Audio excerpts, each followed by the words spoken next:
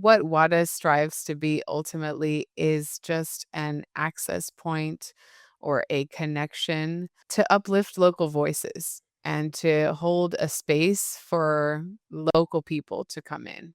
Like let's talk about inclusion. It's pushing power to the edges so that everybody is able to come to the table and to contribute. And in that sense, we have no idea what is going to happen.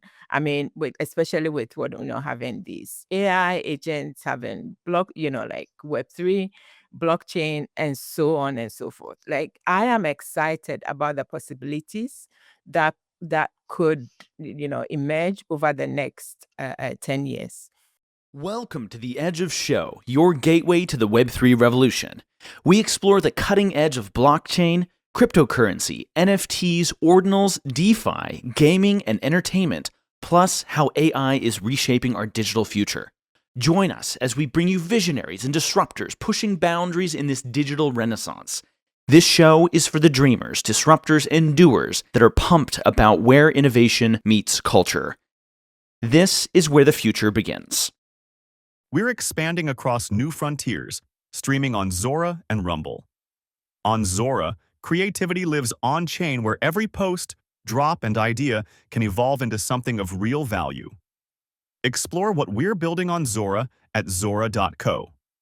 And on Rumble, you'll find the space where creators connect freely and conversations grow without limits. Catch our episodes and join the discussion on Rumble at rumble.com. Just hit either platform and search The Edge of Show to find us.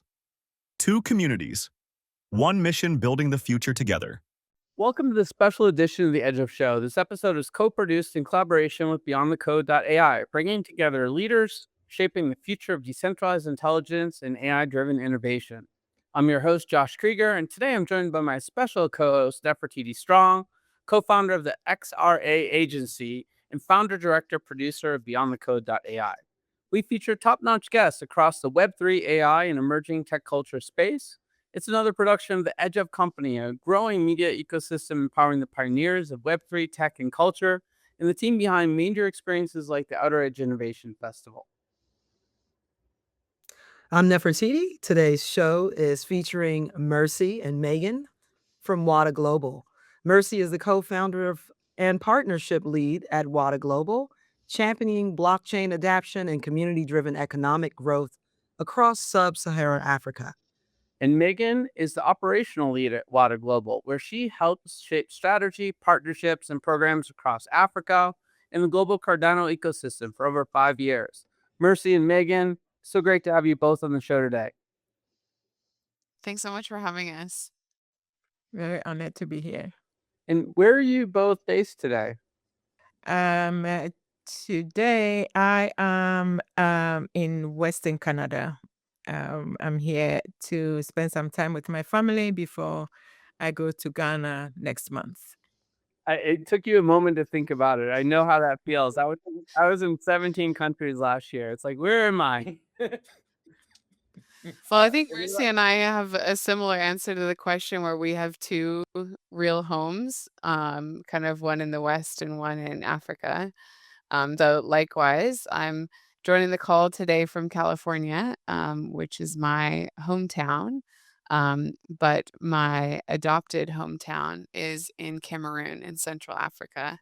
Oh, cool. And we're in California?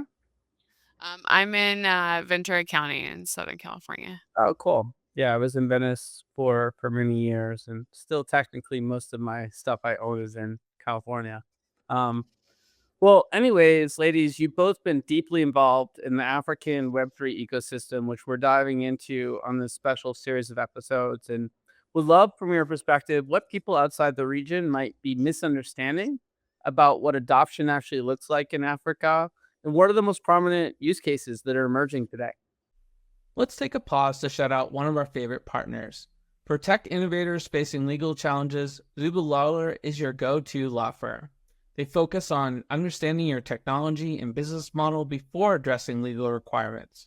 Specializing in blockchain, AI, VR, AR, quantum computing, and more, Zuba Lawler offers expert guidance in capital raising, IP transactions, M&A, litigation, and compliance. Visit zuberlawler.com, that's zuberlawler.com, for cutting edge legal solutions. Thank you for that, Josh. When it comes to Web3, the reason that we spent the past 5 to 6 years doing what we've been doing is because of the tremendous opportunity with regards to Web3 in sub-Saharan Africa. And why is that so? It's just the friction and access, both within countries, within the continent, and also globally. As we all know, when it comes to access, whether to markets or to, fair trade and so on and so forth, Africa is quite disadvantaged in that. So when we talk of Web3, we talk about blockchain, and then we realize that, okay, what blockchain does is to leap over some of these friction and access barriers. So instead of going through, let's say, some central entities or some middleman and so on and so forth, what blockchain offers is an opportunity to actually sort of go more peer to peer, jump over historic barriers. So, what are Or specific use cases that you're seeing the best examples of what you just shared? Maybe I can jump in here and talk a little bit about one of the hackathon projects that I think touched on kind of a very simple and core use case for blockchain technology, and that's medical records, access to medical records. So, a local reality of how medical records are handled kind of in many African countries is that each individual kind of has complete ownership of that, but um, in a paper way. You get a little notebook and you have to carry it around with you to each doctor's appointment. And if you lose it, you just have to start a new one. And who knows what happened to you before? You only know. So by being able to provide some kind of a technical solution that can keep the local context of personal ownership of that data while making something that's easier to carry around with you, because it's digital. I'd say that's one great use case, I think, that highlighted yeah, kind of that. yeah, and just to very quickly add to what Megan said, I think one of the biggest inherent use cases as well that's already really broad across the region is when it comes to financial transactions, right? So when we look at sort of, whether it's Bitcoin or Ethereum or in our case, ADA, it has really helped when it comes to transferring monies and getting local communities to actually have access to that money with very low, sort of fees. So that is already really very embedded. I mean, you are in Nairobi and you can use Bitcoin to actually pay for stuff. And it's just, as I said, it's a really low hanging fruit right now. But we can go into higher level details if or I, use cases if that's needed. I think we'll get there over the course of the show, and that's a helpful sort of appetizer, if you will. We've talked about already in the show how Africa is very tech savvy, very tech forward, and very mobile. And in those sort of cultural properties really lend themselves to leveraging blockchain. And now with the advance of I think, there's theories out here that maybe blockchain wasn't designed for humans, it actually was designed for AI. And if we can like make humans the sort of the benefactor of this technology and leverage AI, where you don't have as sort of so many obstacles from a regulatory perspective in all of Africa, I think that all the use cases of blockchain we've been talking about for decades become available. Right? That's what I heard from you all. I think that's pretty good. I mean, listen, last time I saw Mercy and Megan was in Nairobi during the African Tech Summit, a brand, that spawned out of all of this technology. So when you think about Cardano calling itself Cardano African Tech Summit, that's due to, I believe, groups like WADA. So I'd like to ask, how incredible is it and how has it been building an ecosystem and then being rewarded such a production, calling it Cardano African Tech Summit? What did that recognition mean for you guys and the broader community that you guys have been building? And either of you can take that question. Yeah, maybe I can start, and I think Mercy will pick up after I say a few words. I mean, definitely humbling. Part of what we've been working at WADA is really about, kind of stepping back, like Mercy and myself not wanting to be in the spotlight, but more, using any connections that we have or any privileges that we have from the circles that we're in to share that kind of wealth and resources with our community and the community we've been building at WADA. So I think it was just really humbling, and it was really all about the hubs, and about bringing them visibility and bringing them access into kind of this bigger global landscape. And thank you for that, Neff. I mean, when we talk about cats, I do want to give a very big shout out to Neff and her team in terms of the work that they did through Beyond the Code in helping us produce that. So I do want to acknowledge that. In addition to what Megan said, um, eh, eh, I mean, like in a way, cats looks like sort of the culmination of a lot of work that we've done to build credibility. To work with these hubs, to go through the blood, sweat, and tears. As we know, Web3 is very nascent, so sometimes it takes quite a bit of proving ourselves to be able to even attract anything. But I think that we are there. So for us, this was end of the beginning in terms of we were able to show that, look, we have been here, we are still here, and we will continue to be here. And we are working at the grassroots, and we are being consistent, and we are trying to develop a solution. So for us, it was a validation, very humbling, as Megan has said, but it almost feels like it was a matter of course, right? Because we've done the work and we've put in the time. That's amazing. What opportunities would you say that opens up for builders across Africa? Because it was about the hubs. There were so many young people that you all brought out from different parts of Africa. They were so amazing. Different hubs, different developers, different builders, different problems. So what opportunities would you say that leads to for them? I would say kind of on a fundamental level, that was the first time a lot of them went outside of their own country. So just psychologically, the difference that that makes in how you approach anything. Um, so that's kind of one fundamental part of it. But then bringing them into a tech summit, and it was a two-part tech summit.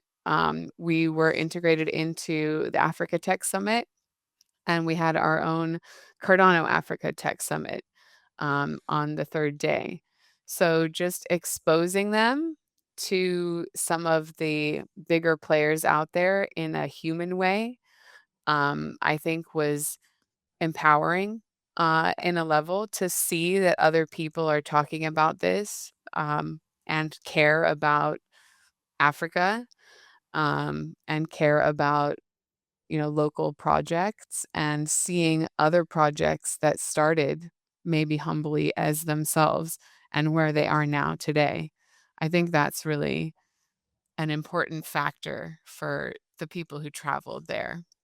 Yeah, I can relate to what you're sharing in a lot of ways because Edge Company had the opportunity to host the largest Web3 conference in the history of Saudi Arabia. And we had over 30 or 40 countries coming together, and the local community was so proud to show off what they were doing and to share lessons learned and break bread with the larger community, because they just hadn't done a lot of traveling, like you mentioned. So I appreciate that. What are some sort of KPIs from the event that you're most proud of? I mean, attendance, diversity of attendee, projects represented. I'm curious what some of the outcomes were that you were able to achieve. I can start that, and Megan can add to that. Um, so one of our key KPIs, I think Megan alluded to that, was just the human connection. I see you, you see me, I'm here, I'm working, and where can we take this, right? In terms of one of our key KPIs, it was just the ability that we were able to do this cross continentally, especially in sub-Saharan Africa, and just because of the frameworks that we've built over the years. So through our hackathons, we were able to touch 10 countries and 12 communities. So that was key. You hear a lot about tokenizing real-world assets, but here's the part most people don't talk about. Most financial infrastructure was never built for it. Settlement is slow, liquidity is fragmented, and once assets move on-chain, compliance often becomes an afterthought. That's the gap Pasa Labs is solving. Pasa Labs builds enterprise-grade infrastructure to bring real-world assets on-chain, including mortgages and private credit, loans, real estate, carbon credits, and open and closed-end funds. But tokenization alone isn't enough. Pasa Labs connects these assets to real liquidity through a curated pool of blue-chip lenders and institutional counterparties, because assets need to move and be redeemed reliably. With its Gen AI Mortgage Copilot, institutions can analyze, structure, and manage complex asset portfolios faster with compliance and risk controls built in from day one. Institutions get efficiency, liquidity, and control. Investors and blockchain platforms gain frictionless global access to traditional assets. This is real infrastructure for real capital. Join leading institutions today at pasalabs.io. In addition to that, we were able to bring, our most basic KPI was, reaching out to about 100 developers. We actually had to cap our, the hackathon registration and onboarding at 1,200, because it was so it's just these young people in Africa looking for opportunities, wanting to be involved. When it comes to the event itself, we shot way past our KPIs in terms of the number of attendees. So for the third day, we're aiming for 500. We got in excess of 600. The projects from the hackathons that we're looking at, which we are still continuing to build, our KPI on that was about 40 projects. We went in excess of 100. And today, we said that we're in a call. The hubs level, those that were not able to participate, they now want to jump on and also build. And that is all because of, what we were able to validate during the summit. Megan, do you have anything specifically to add? Megan is more sort of the details Well, and the I mean, I think you pointed out some of the main points. So maybe we'll move to the next question. Yeah, I will say an event like the Cardano African Tech Summit, it just creates so much energy in every possible way. I mean, the ecosystem, I was there, I experienced it, was bustling. I think energy into long-term innovation and sustainable projects, that's really what I would like to understand in regards to just what support structures matter most after like an ecosystem event like that. Yeah, and that's essentially what I think Mercy was pointing at in terms of the Hackathon Hub network. So what we've been doing since meeting together in Nairobi, and maybe I'll just focus a little bit on what we did together in Nairobi. We had 25 sort of dispersed hackathon participants coming from these 12 different, so 2 people per hub from these 12 different hubs that participated in the hackathon. And they flew out to Nairobi to participate in this event. And while they were there, obviously they were participating in the summits.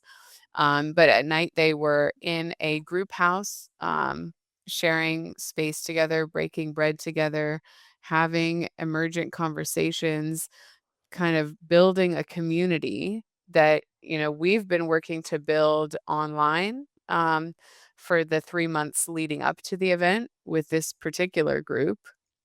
And what happened in person was kind of becoming a family together.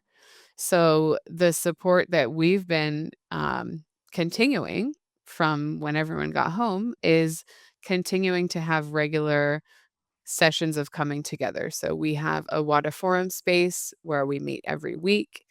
And that space is really blossoming because now people have been together in person and the conversation just flows so much better. You've unlocked the barriers in terms of the types of things you can talk about on an online call that were just harder to get to earlier. They were there, and to some level, we had some of this already, but I think it really just unlocked that communication aspect, which just makes the different support that we can provide from here on out just that much more powerful. So, in terms of what structures and what support we're continuing to provide, is basically incubation for all of these projects that came through the hackathon. How do we encourage them to keep building, keep refining their ideas, keep developing their prototypes, and keep advancing and encouraging in their communities? That's phenomenal. I think that's awesome. I just wanted just a little bit more because I feel like that was the gut of what was actually happening there. There were so many young people. They had so many great ideas.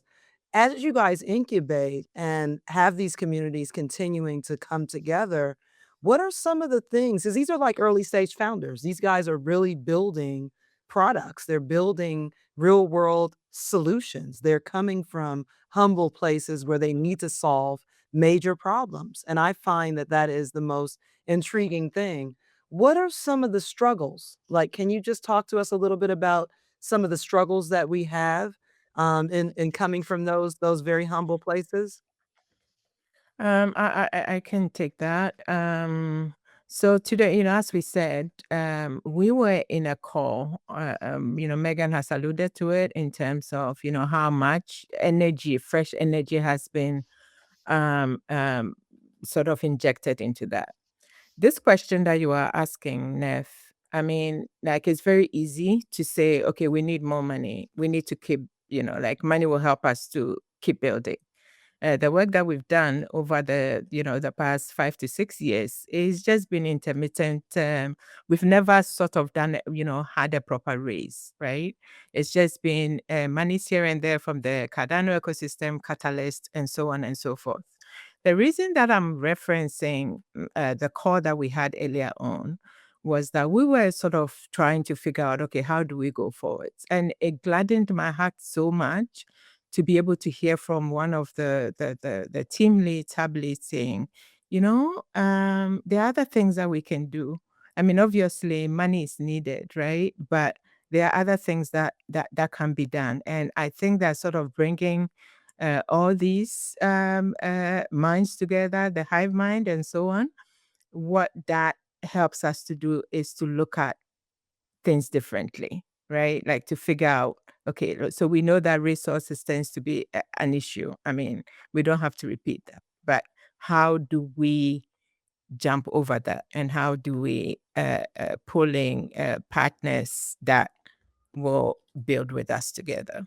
So, so I wanna go down that rabbit hole a little bit more, Mercy. It would seem I know of several venture capital companies that started in one area like Asia and have now have a partner dedicated to Africa because in other developing regions because from a financial perspective, you can get more ROI if the company is successful, right?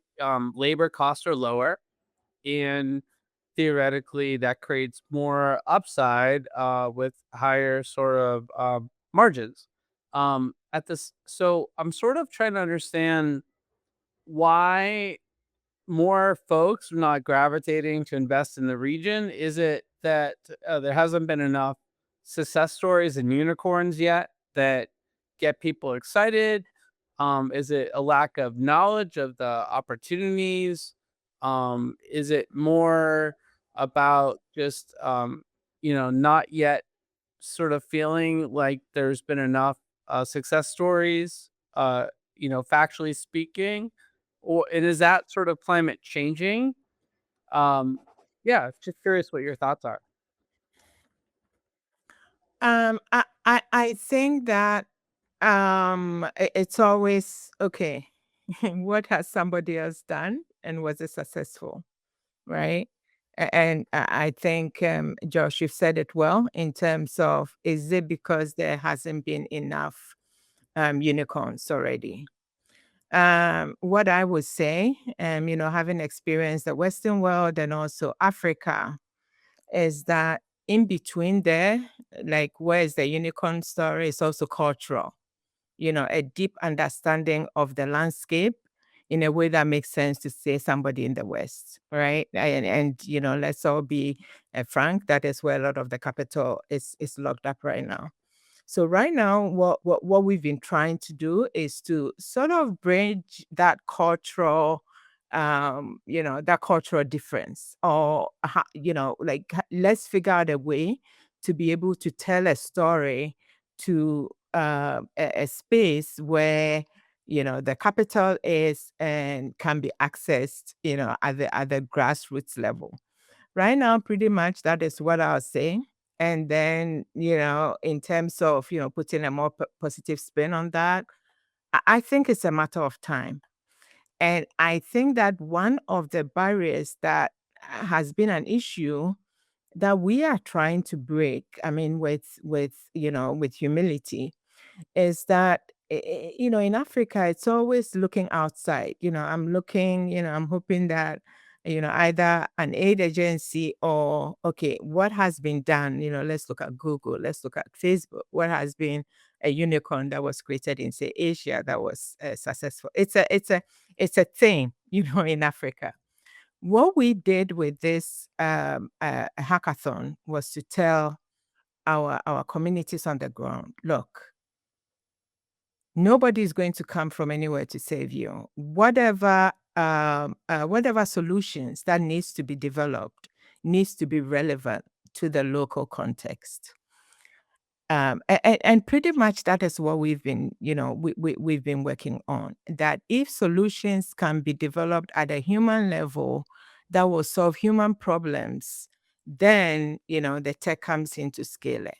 So as I said, it's just a way that we reframe instead of just copy and pasting from the West or from the East. That doesn't necessarily work for emerging markets like Africa. Is there a way that we can take a breath, look at what we have, and start developing at our own level?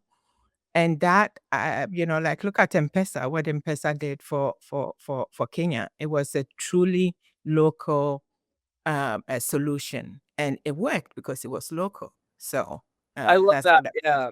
Yeah, that makes a lot of sense to me. I was just earlier today at a startup VC event in Medellin, and I was speaking to an entrepreneur that has been sort of considering and pontificating on startup ideas for 6 months, and I challenged him to get to a product market concept in a week if he focuses very precisely on a problem and a solution and a customer set that actually match together. It's not really more complicated than that. As the world evolves, there's always new problems and there's always new solutions for specific segments. And we get so technology obsessed in the blockchain industry, and we've done this over and over again where we try to fit solutions for every problem, and there's not even a problem, or they're happy with the status quo. It's like it really comes down to the basics of in your specific region, where is the status quo unacceptable, where this technology can lend a true value proposition. And I think we're seeing that with blockchain in the financial payment space. It's obvious if you can settle in seconds with crypto versus minutes or even longer, that's a great use case, right? So my I guess my hope is that some of these startups focus on the fundamentals of lean startup, and that we have a unicorn from your hackathon class that we get to talk about in the show next year. I think they have one. Honestly, I have to tell you, Wada itself, I believe, with this type of exposure, because that's another thing we rarely talk about, and that's media. People believe what they see. So having platforms like Edge of Show coming together with Beyond the Code, the entire purpose of us building Beyond the Code was to do exactly that. Where's the human in the loop? And I think, that leads me to say, when you think about these conferences that happen, they happen in spaces for a reason, right? And large swaths of companies, they land in these locations, they want to be seen because they realize that the local power is something more genuine than just having a lot of eyeballs that say and don't do.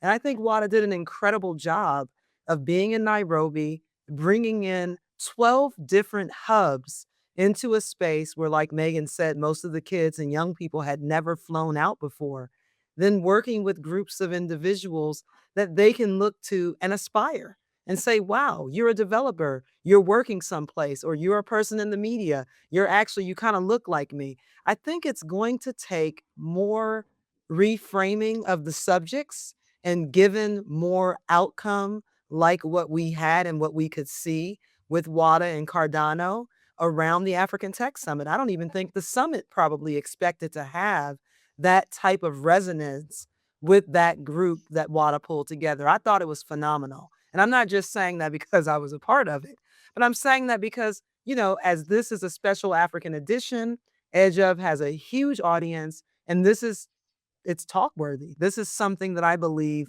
people will look back on and say, wow, this group, they've been around the Cardano organization for years. They were awarded this opportunity, and look at what they did with it. I mean, that is bearing fruits from something that most people probably would have fumbled. I think it was an awesome, awesome opportunity for those young people to see a production, to actually see people that cuddled them, brought them in, fed them, put them up, made sure they had a great experience. And on top of that, were able to talk about the things that they wanted to solve in their communities. I can tell you flat out, 90% of these guys that showed up were trying to solve a local problem. They weren't looking at how they could get rich. They were thinking about their grandmothers and their uncles who were farmers and, the doctors that they want to have more access to. That's the beauty of what I think you said, Mercy, which is making sure that we turn the finger inward and we figure out what can I do to show the world that right here where I am is just as important as Hollywood or New York or Bangladesh or, Bali or any of these other places. But that does bring me to another question, which is really when you look at ecosystems and blockchains, all of them, as of today, the majority of them are looking for developers. That's their lifeblood, right? Everybody wants adaption. People want use cases.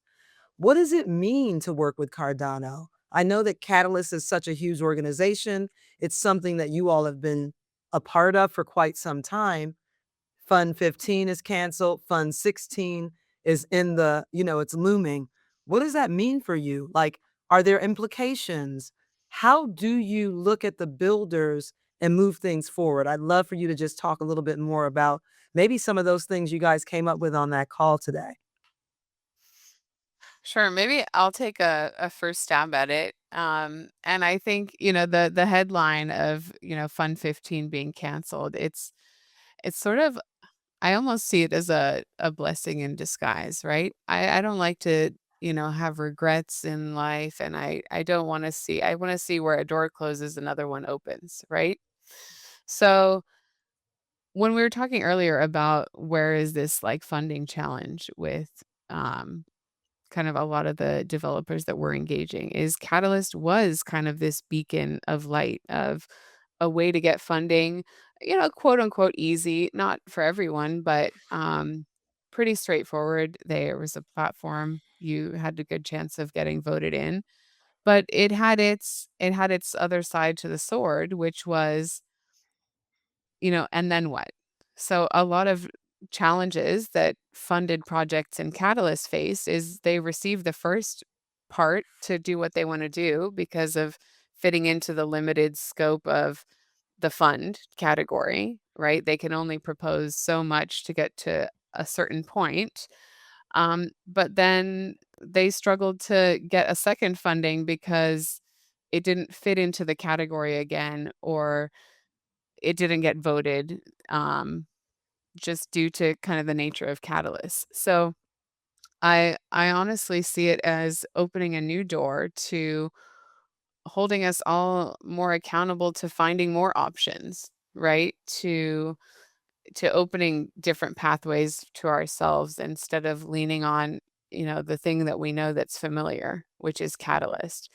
And part of the bigger Cardano ecosystem, we have the treasury, the Cardano treasury, which is run by Intersect, which has been decentralizing month by month, year by year, and is now ultimately in the hands of the people as far as you can go in and request a treasury withdrawal from the Cardano treasury by following a process. So that's an example that's specific to Cardano, but we also want to kind of keep ourselves open to other blockchains, other revenue streams, etc.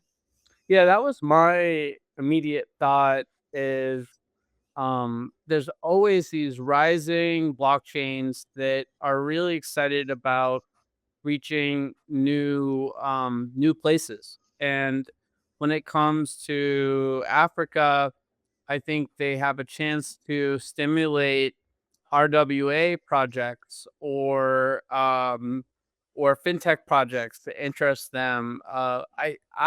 My prediction, and I don't have any sort of factual data to back this up. It's just a intuitive thought um is that there has to be some interesting tokenization opportunities around gold and other precious metals and in whatnot in Africa that could potentially open up some doors. Also, let's tokenize coffee. Uh, like I've heard that so many times. It's so funny.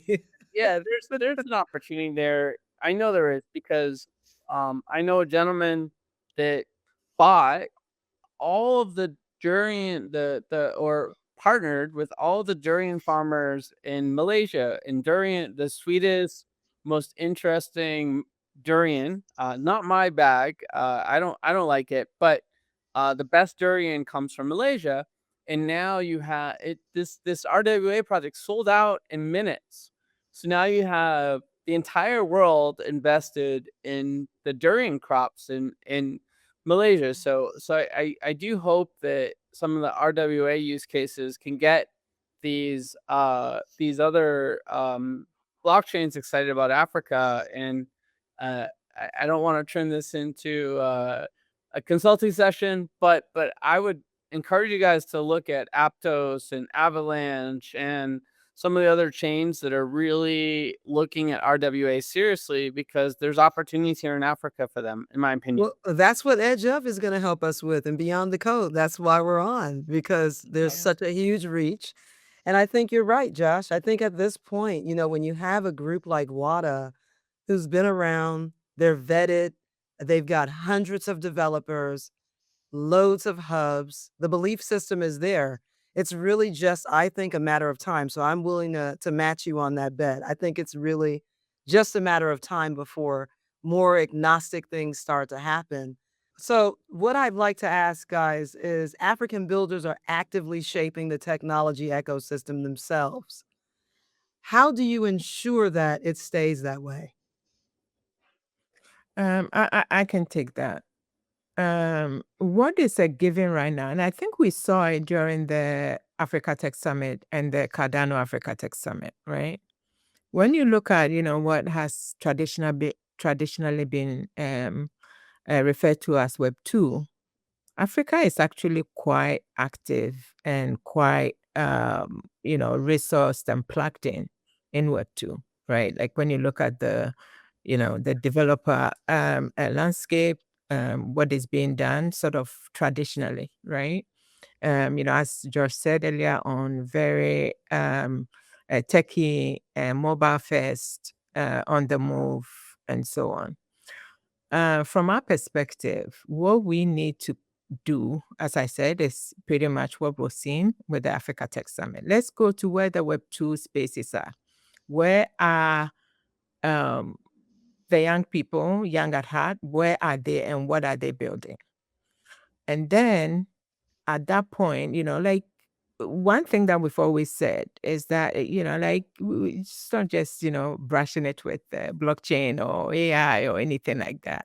It's actually how can I take whatever I'm doing to the next level in a way that I'm jumping over traditional frictions and I'm having access to potentially a higher level of capital or access to people that have capital. So that's what I'll say very quickly in terms of let's go to the Web 2 spaces and let's show them how they can get to the next level with Web 3.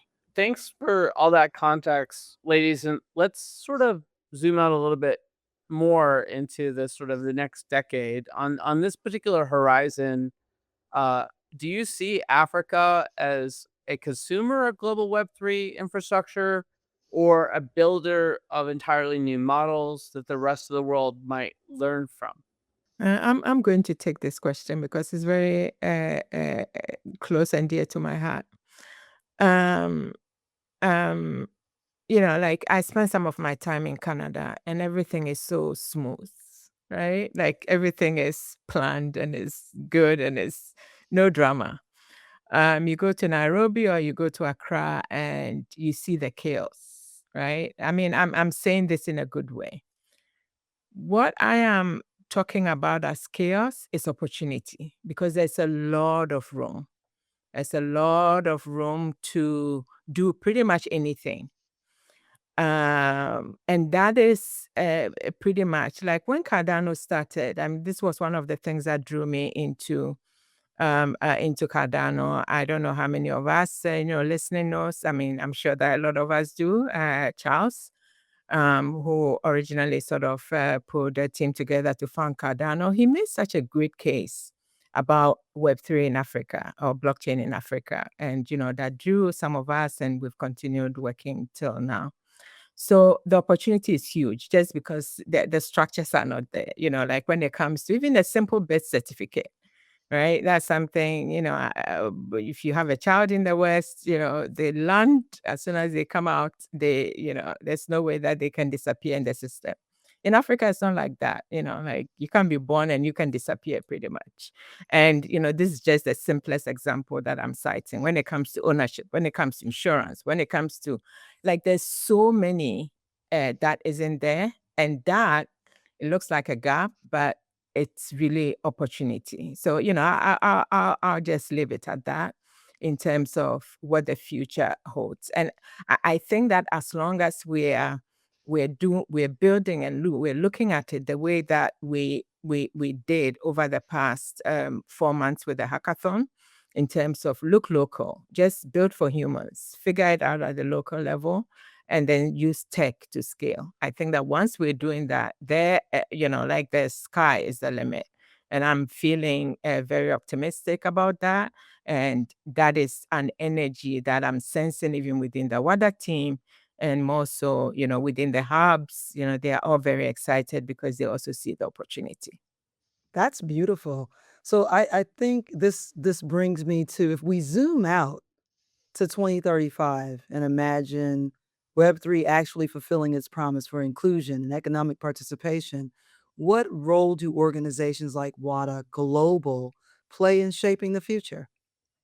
And you guys don't Yeah, don't stumble well, over I was it. I would love to speak to that. And I think it's, what WADA strives to be ultimately is just an access point or a connection to uplift local voices and to hold a space for local people to come in, not to come in and prescribe anything that we think would be appropriate for the local context. So it's really just about creating an access point to, and on the other side, from the local perspective, an access point to the global conversations, the global market.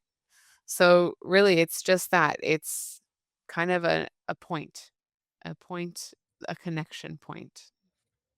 Yeah. And if I may add to that, it's like if we can sit here, right, and say that, okay, in 5 years or in 10 years, this is what would happen. In a way, I think that we would have failed, if I should put it that way. As Megan has said, in WADA, what we have done is, like, let's talk about inclusion. It's pushing power to the edges so that everybody is able to come to the table and to contribute. And in that sense, we have no idea what is going to happen. I mean, especially with what, having these AI agents, having like Web3, blockchain, and so on and so forth. Like, I am excited about the possibilities that could, emerge over the next 10 years. Pretty much, I think that is what I'll say right now. Bringing more voices in, figuring it out together at the grassroots level. I mean, when we started WADA, as I, 5, 6 years ago, I did not imagine that we will be here where we are now, right? And why have we seen this level of success at the grassroots level in about 15 African countries? It's because we realized that all that we have to do is to create the pipeline and to create the highways and the byways to bring in as many local communities, local leaders who understand their context, that have passion to change their communities. And pretty much that's what they've done. I mean, me and Megan, we get to sit here and take all the credit, but really it's all these people are, on the ground in harsh conditions that they just day in and day out, they get up and they are like, we can make a difference. And they keep trying to make a difference.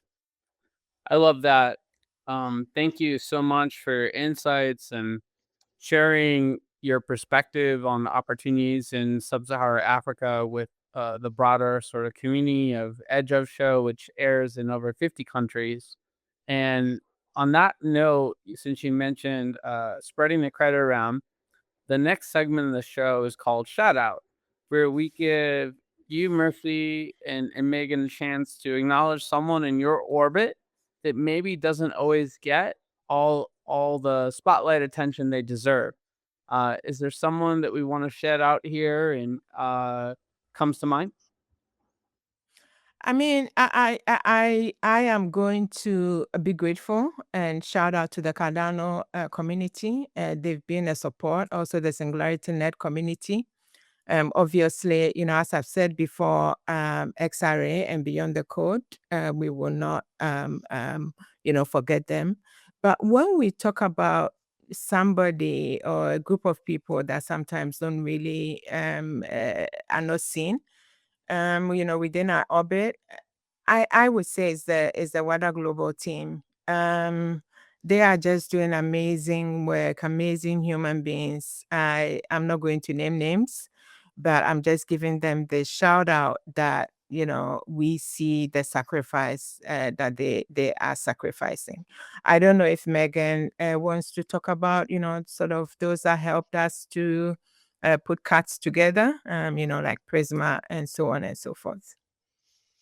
Yeah, well, I mean, I took this as kind of the people who don't get as much light. And I think that going forward, we want to put that spotlight on the hubs. So as I mentioned, this next phase of, what's after cats is an incubation period where we're seeing all the hub leads stepping up into a leadership role to take accountability and ownership of this whole thing together.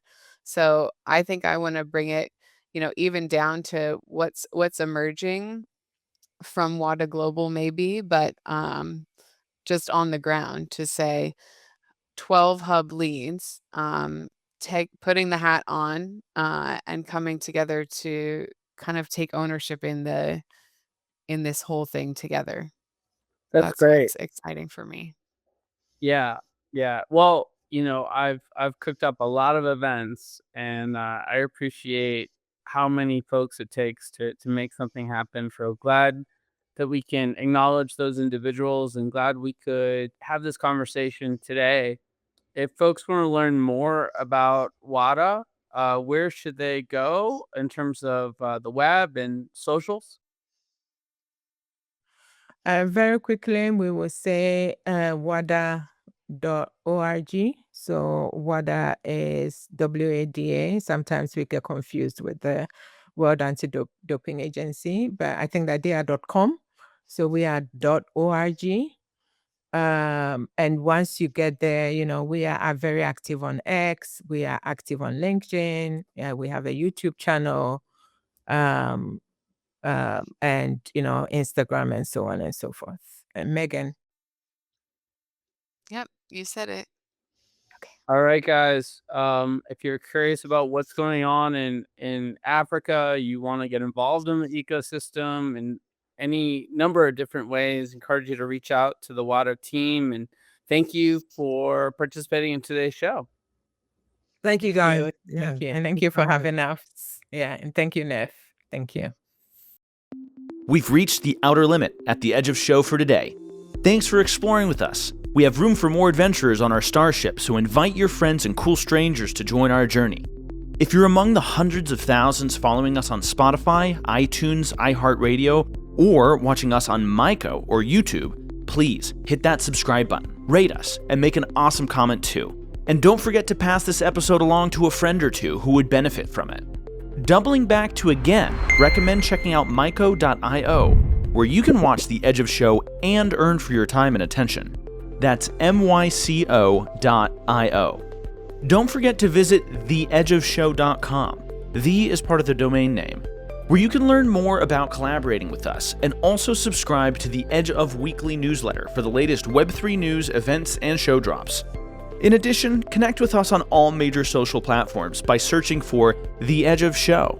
Join the exciting conversations happening online. Lastly, be sure to tune in next time for more great Web3 and AI content. Until then, keep pushing the boundaries. Thanks again for hanging out with us today. The views and opinions expressed on The Edge of Show reflect solely those views and opinions of the show host and its guests. Please make sure to do your own research. Our show is not financial advice. You understand that you are using any and all information on or through this podcast at your own risk. Whenever making financial decisions, we recommend doing your own research and talking to your accountant for financial advice. From time to time, we may feature sponsored content on the show for which we receive value, and we may share links for which we receive a commission if you make a purchase through one of these links. Refer to our website, www.edgeofnft.com, for our full disclaimer, terms and conditions, and privacy policy.